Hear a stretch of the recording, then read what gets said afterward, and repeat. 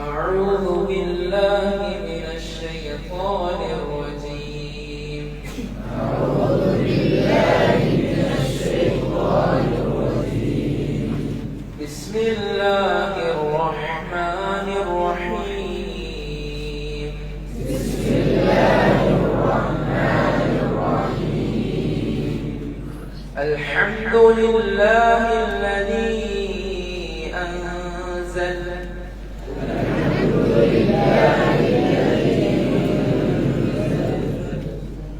الذي أنزل على عبده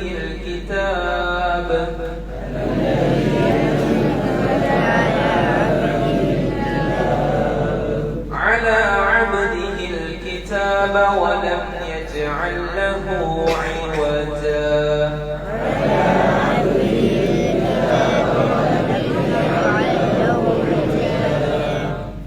قيما لينذر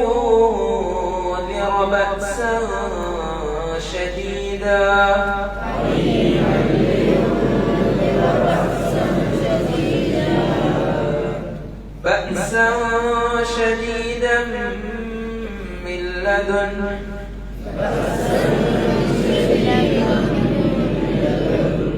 ويبشر المؤمنين الذين يعملون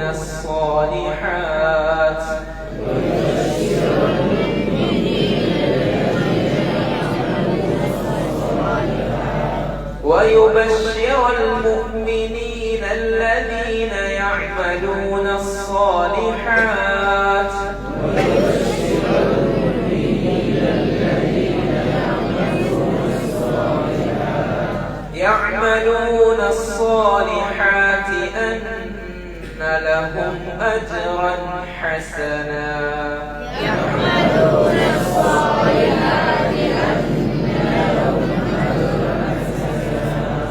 ماكثين فيه أبدا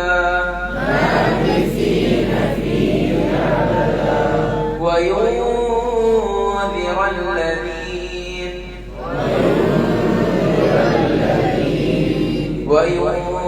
الذين قالوا اتخذ الله ولدا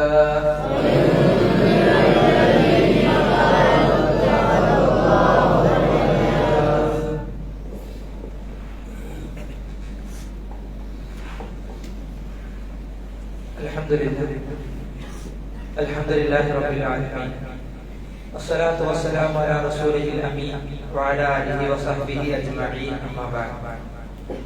ഏറെ പ്രിയം നിറഞ്ഞ വിദ്യാർത്ഥി സുഹൃത്തുക്കൾ, വിശുദ്ധ ഖുർആൻ സൂറത്തുൽ കഹ്ഫിന്റെ 4 ആയത്തുകളാണ് നമ്മളിവിടെ ആമുഖമായി ഓതി വെച്ചത്. എല്ലാ ദിവസവും ഈ സ്വലാത്തിൽ ഏറ്റവും നല്ല സുന്ദരങ്ങളായ സ്വഭാവങ്ങൾ പ്രഭാതങ്ങൾ ചെലവഴിക്കുന്നവരാണ് നമ്മുടെ. ഈ വിശുദ്ധ ഖുർആനിലെ 2 ആയത്തുകൾ ഇവിടെ പാരായണം ചെയ്യപ്പെട്ടപ്പോൾ എനിക്ക് ഓർമ്മ വന്ന ഒരു സംഗതി ഞാൻ ആദ്യം പറയാം. വർഷങ്ങൾക്ക് മുമ്പ് ഇവിടെ ജാമ്യയിൽ പഠിക്കുന്ന സമയത്ത് എന്റെ ക്ലാസ്സിലുണ്ടായിരുന്ന ഒരു കുട്ടിയുടെ കയ്യിൽ വളരെ പഴയ മോഡലുള്ള ഒരു വാച്ചാണ്. പഴയ മോഡലുള്ള വാച്ചാണപ്പോൾ ഞാൻ അവരോട് ചോദിച്ചത്, പഴയ മോഡൽ എല്ലാവരും പുതിയതല്ലേ, ഏറ്റവും പഴയ വാച്ചാണ്. അപ്പൊ പറഞ്ഞു, ഇതിന്റെ ഉപ്പ കെട്ടിയിരുന്ന വാച്ചാണ്. ഉപ്പ കെട്ടിയിരുന്ന വാച്ച് ഉപ്പ മരണപ്പെട്ടു. അപ്പാന്റെ വാച്ച് പിന്നെ ഉപ്പാനോടുള്ള സ്നേഹം കാരണം അവനിങ്ങനെ കെട്ടിക്കൊണ്ട് നടന്നു. അത് കേടരുന്നവരെ, ആ വാച്ച് കേടരുന്നവരെ അവന്റെ കയ്യിലുണ്ട്. ഞാനിത് പറഞ്ഞെന്തിനാന്ന് വെച്ച് കഴിഞ്ഞാൽ, ഉപ്പാനോടുണ്ടായിരുന്ന ആ എന്റെ സുഹൃത്തിന്റെ ആ ഒരു സ്നേഹം, ഉപ്പാന്റെ ഏറ്റവും നല്ല, ഉപ്പ കുറെ കാലം കെട്ടിക്കിടന്ന വാച്ച് ഉപ്പാനോടുള്ള ഇഷ്ടം കാരണമാണ് അവൻ അവന്റെ കയ്യിൽ നടന്നത്. നമ്മൾ ഏറ്റവും കൂടുതൽ ഇഷ്ടപ്പെടേണ്ടത് മാതാപിതാക്കളെക്കാൾ നമ്മളെക്കാൾ ഇഷ്ടപ്പെടേണ്ടത് റസൂലുള്ളാഹി സ്വല്ലല്ലാഹു അലൈഹി വസല്ലം. മദീനത്തെ പള്ളിയിൽ നബി മരിച്ചു കുറച്ചു കാലം കഴിഞ്ഞപ്പോൾ, നബി സല്ലല്ലാഹു അലൈഹി വസല്ലം മരണപ്പെട്ട് കുറച്ചു കാലം കഴിഞ്ഞപ്പോൾ മദീനത്തെ പള്ളിയിൽ കുറച്ച് ആൾക്കാർ അങ്ങനെ ഖുർആൻ ഓതുന്നത് കണ്ടപ്പോ ഇബ്നു മസ്ഊദ് റളിയല്ലാഹു അൻഹുവിനോട് ഒരാൾ ചോദിക്കുകയാണ്, എന്താ ഓൻ ചെയ്യുന്നത്? പള്ളിയിൽ ഇരുന്ന് ഖുർആൻ ഓതുന്ന ആൾക്കാരെ കണ്ടപ്പോഴാണ് ചോദിക്കുന്നത് അബ്ദുല്ലാഹ് ബിൻ മസ്ഊദിനോട്, എന്താണ് അവർ ചെയ്യുന്നത്? വിശുദ്ധ ഖുർആനിൽ ഓരോ ആയത്തിനെ സംബന്ധിച്ചും നല്ല ധാരണയുണ്ടായിരുന്നു. സ്വഹാബികളുടെ കൂട്ടത്തിൽ ഏറ്റവും നല്ല മുഫസ്സിറുകളുടെ കൂട്ടത്തിൽ എണ്ണപ്പെട്ടിരുന്ന ആളാണ് അബ്ദുല്ലാഹ് ബിൻ മസ്ഊദ്.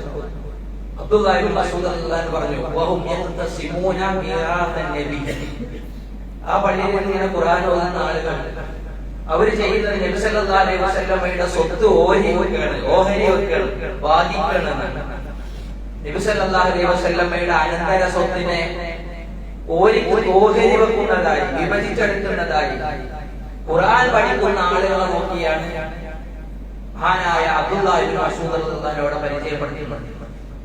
പ്രിയമുള്ള എന്റെ വിദ്യാർത്ഥികളെ, സഹോദരന്മാരെ, നമ്മൾ ഇന്ന് സൂറത്തുൽ കഹ്ഫിന്റെ 2 ആയത്ത് പുതിയതായിട്ട് ഓതി വെച്ചു. കഴിഞ്ഞ 2 ക്ലാസ്സുകളിലായി ആദ്യത്തെയും രണ്ടാമത്തെയും ആയത്തുകൾ നമ്മൾ മനസ്സിലാക്കി. ഇന്ന് നമ്മൾ പുതിയതായി ഓതി വെച്ച ആയത്ത്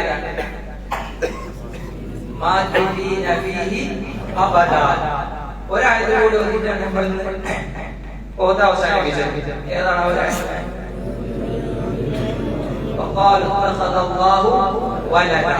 ഈ രണ്ടായത്തിന്റെ അർത്ഥവും അതിന്റെ മറ്റു കാര്യങ്ങളും ഒന്ന് മനസ്സിലാക്കി.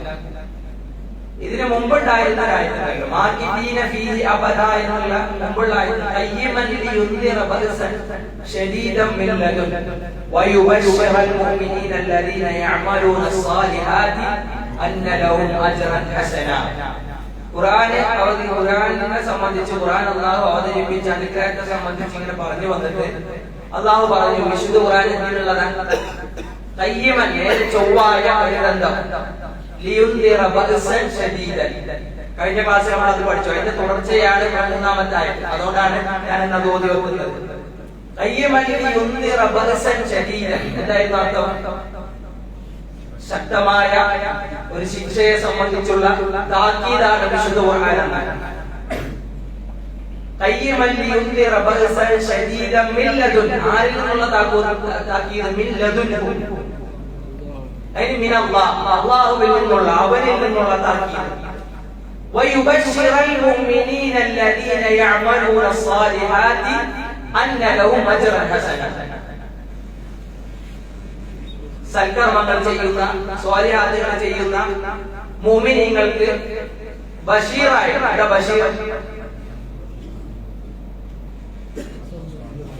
വിശാലത നൽകുന്ന, സന്തോഷ വാർത്ത നൽകുന്നതായിട്ടാണ് ഖുർആൻ ഇറങ്ങിയത്. എന്താ സന്തോഷ വാർത്ത?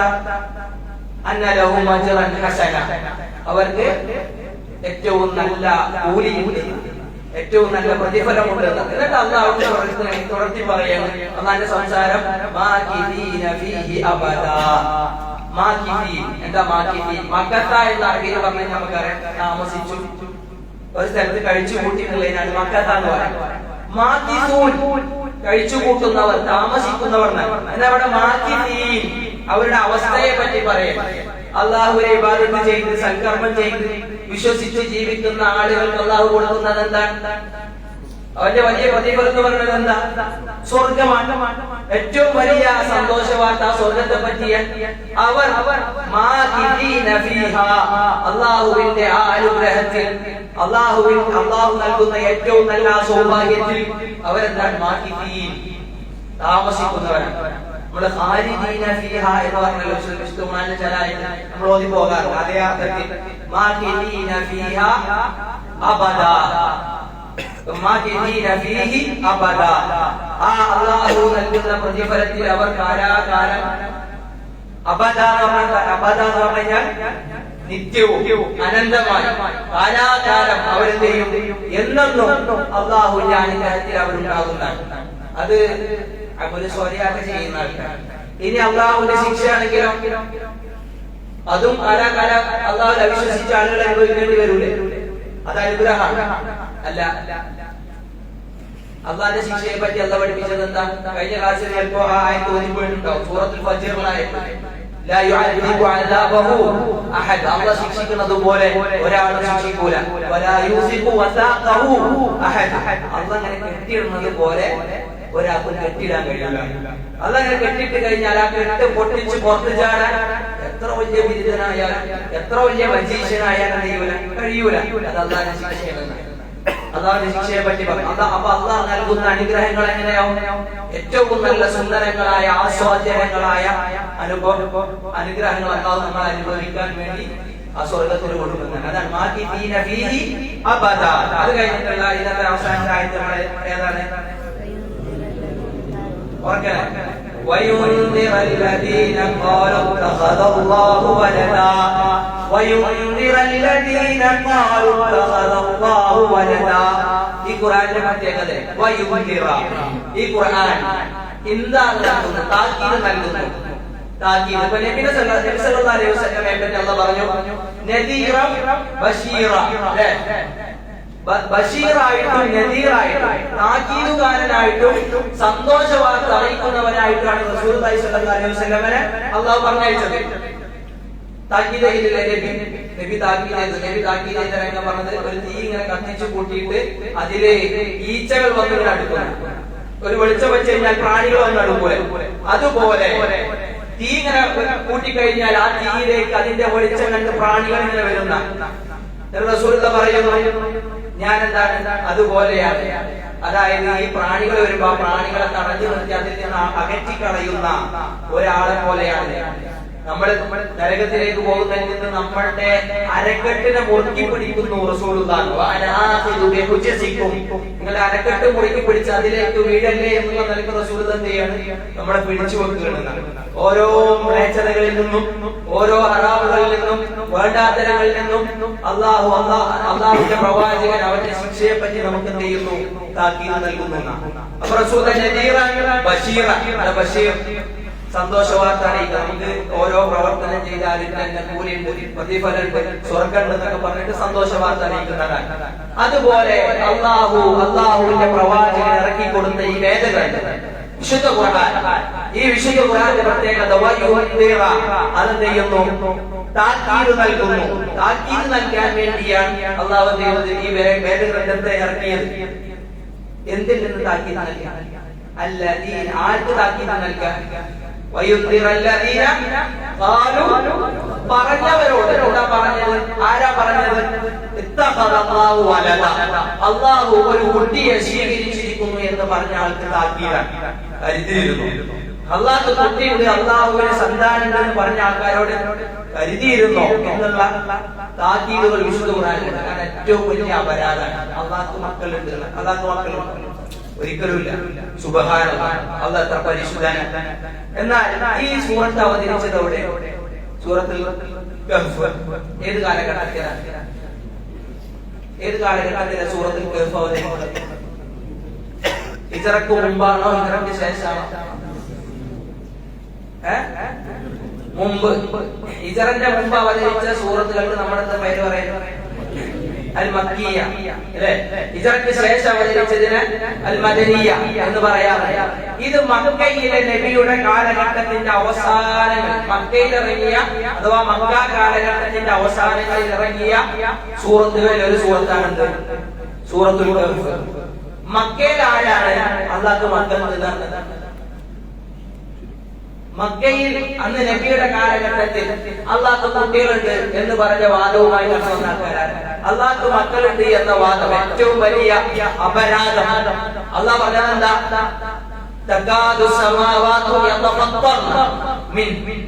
ഇങ്ങനെ ഒരാൾ ഈ വാക്ക് പറഞ്ഞു കഴിഞ്ഞാൽ ആകാശത്തിൽ വിള്ളലുണ്ടാവും, ഭൂമി ഇങ്ങനെ പിളരുന്ന. മാത്രമല്ല പർവ്വതങ്ങൾ മുഴുവൻ ഇടുകിട ഉറങ്ങുമെന്നും അതിന് മുഴുവൻ പൊടിച്ചു കളയാൻ മാത്രം വലിയ അപരാധമാണ്. ആകാശഭൂമികൾ പിളർത്തപ്പെടാൻ മാത്രം വലിയ അപരാധമാണ്. അള്ളാഹു മക്കളുണ്ട് എന്ന് പറയുന്നതാണ് വേറെ സൂറത്തിൽ അള്ളാഹു പറഞ്ഞത്. മക്കയിൽ നബിയുടെ കാലഘട്ടത്തിൽ ആരാണ് ഈ വാദം പറഞ്ഞത്?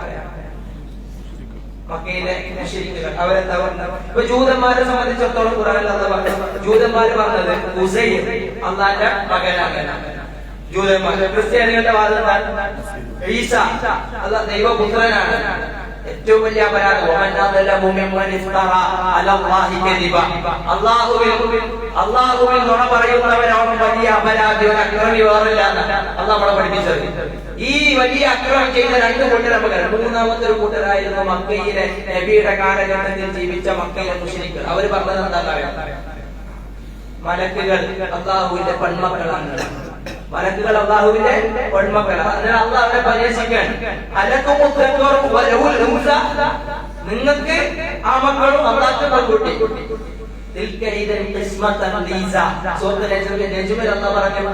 എത്ര വലിയ മോശപ്പെട്ട ഓഹരികളാണ്. അള്ളാഹ്ക്ക് പെൺകുട്ടികളും അവർക്ക് ആൺകുട്ടികളും. അല്ല, അവർക്ക് ആൺകുട്ടികൾ എന്ന് പറയാൻ കാരണം മക്കയിലെ മുസ്ലിംകളുടെ ഏറ്റവും മോശപ്പെട്ട വേണ്ടാത്തരങ്ങൾ കുറെ ജാഹിലിയ്യ കാലഘട്ടത്തിലെ വിളച്ചതുകൾ എന്തൊക്കെയുണ്ട്? ജാഹിലിയ്യ കാലഘട്ടത്തിൽ ഒരുപാട് വിളച്ചതുണ്ട്. ഏറ്റവും വലിയൊരു ഉദാഹരണം വിളച്ചതുകൾ ഇങ്ങനെ പറഞ്ഞൊരു സംഭവം. അബീസീനിയയിലേക്ക് ജഅഫർ ഇബ്നു അബീ ത്വാലിബ് ഹിജറ പോയ രംഗമുണ്ട്. അബീസീനിയയിലെ ഒരു രാജാവിന്റെ മുമ്പിൽ നിന്ന് നിങ്ങൾ ആരായിരുന്നു എന്ന് അദ്ദേഹം പരിചയപ്പെട്ട് കുന്ന അഖ്വാമൻ ജാഹിലിയ്യ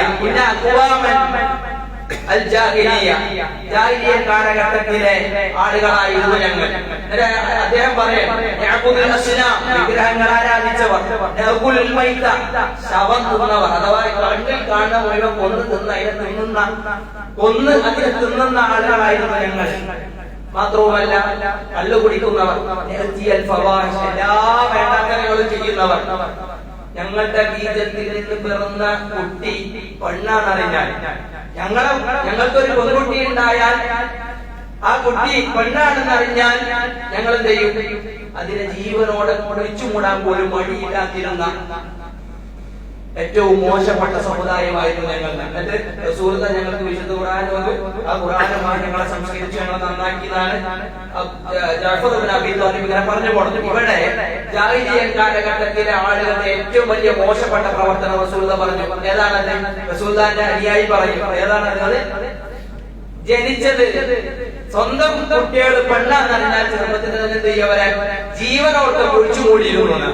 ജീവനോട് കുഴിച്ചു മൂടാ. ഈ പെൺകുട്ടികൾ ജനിക്കുന്നത് അഴിബായിട്ട്, ന്യൂനതയായിട്ട്, ഏറ്റവും വലിയ മോശപ്പെട്ട പെൺകുട്ടികളുണ്ടാകുന്നത് ആണത്തല്ല എന്നുള്ളതായിട്ട് വരെ അവരെ ഗണിച്ചിരുന്നു.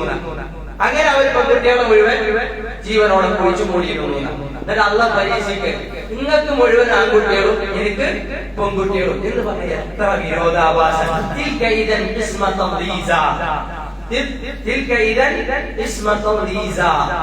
ഏറ്റവും വൈരുദ്ധ്യാത്മകമായ ഒരു വിഭജനമാണ്. ഒരിക്കലാണത് നിങ്ങൾക്ക് ആണും എനിക്ക് പൊണ്ണും എന്നുള്ളത്. പക്ഷെ ഒരിക്കലും മലക്കുകൾ അല്ലാഹുവിന്റെ പെൺമക്കളാണ് അല്ല. അത് പറയുന്നത് ഏറ്റവും വലിയ അപരാധമാണ്. അല്ലാഹുവിന്റെ പേരിൽ പറയുന്ന ഏറ്റവും വലിയ അപരാധമാണ്. അങ്ങനെ അപരാധം പറഞ്ഞാൽ അല്ലാഹു വെറുതെ വിടുമോ? ഇല്ലാത്ത പറഞ്ഞാൽ വെറുതെ വിടുമോ? അല്ലാഹു സമദ് ലം യലിദ് വലം യൂലദ്. അല്ലാഹ് ജനിച്ചതല്ല, അല്ലാഹ് ആരെയും ജനിപ്പിച്ചിട്ടില്ല. അല്ലാഹ്ക്ക് മക്കളില്ല എന്ന് അല്ലാഹുവിനെ പറ്റി നമുക്ക് പറഞ്ഞു. പക്ഷെ ഇനി അല്ലാഹ്ക്ക് മക്കളുണ്ട് എന്ന് വാദം പറയുന്നത് ഏറ്റവും വലിയ അപരാധമാണ്. അങ്ങനെ അപരാധം പറഞ്ഞ ആൾക്കാർക്ക് താക്കീതാണ്. എന്ത്? വിശുദ്ധ ഖുർആൻ താക്കീത് ചെയ്യാൻ. അല്ലാഹു കുട്ടിയെ സ്വീകരിച്ചിട്ടുണ്ട്, അല്ലാഹു സന്താനത്തെ സ്വീകരിച്ചിട്ടുണ്ട് എന്ന് പറഞ്ഞ ആളുകൾക്ക് താക്കീത് ചെയ്യാനാണ് അല്ലാഹു ചെയ്തത്. വിശുദ്ധ ഖുർആൻ അവതരിപ്പിച്ചത്. ഈ രണ്ടായത്തുകൾ മനസ്സിലായോ? ഈ രണ്ടായത്തുകളുടെ പശ്ചാത്തലങ്ങൾ മനസ്സിലായോ? ഈ രണ്ടായത്തുകൾ മനപ്പാടാക്കണം. അങ്ങനെ നമ്മൾ ആദ്യം മുതൽ ഇപ്പോ 4 ആയത്തുകൾ ഇതിനെ മനപ്പാടമാക്കുക. റബ്ബ് സുബ്ഹാനഹു വ തആല ഇത് ജീവിതത്തിൽ പകർത്താനും ഇത്തരം കാര്യങ്ങൾ ഉൾക്കൊള്ളാനും ഇത് മറ്റുള്ളവർക്ക് പഠിപ്പിച്ചു കൊടുക്കാനും അല്ലാഹുവിന്റെ വിശുദ്ധ ഖുർആൻ ആവേശത്തോടെ, ഏറ്റവും നല്ല ഉന്മേഷത്തോടെ ഖുർആൻ പഠിക്കാനുള്ള ഒരു മനസ്സും അവസരവും സാഹചര്യവും അല്ലാഹു സുബ്ഹാനഹു വ തആല നമുക്ക് ഇവർക്ക് നൽകി അനുഗ്രഹിക്കുമാറാവട്ടെ. നമ്മുടെ എല്ലാ തെറ്റുകുറ്റങ്ങളും അല്ലാഹു വിട്ടുപുറത്ത് മാപ്പാക്കി തരുമാറാവട്ടെ. ഒരാവർത്തി ഈ 4 ആയത്തുകൾ ഓതിയിട്ട് നമുക്ക് ഇൻഷാ അല്ലാഹ് പിരിഞ്ഞു പോവാം. വസല്ലല്ലാഹു അലാ നബിയിന മുഹമ്മദ് വഅലാ ആലിഹി വസഹ്ബിഹി വസല്ലം. അസ്സലാമു അലൈക്കും വറഹ്മത്തുള്ളാഹി.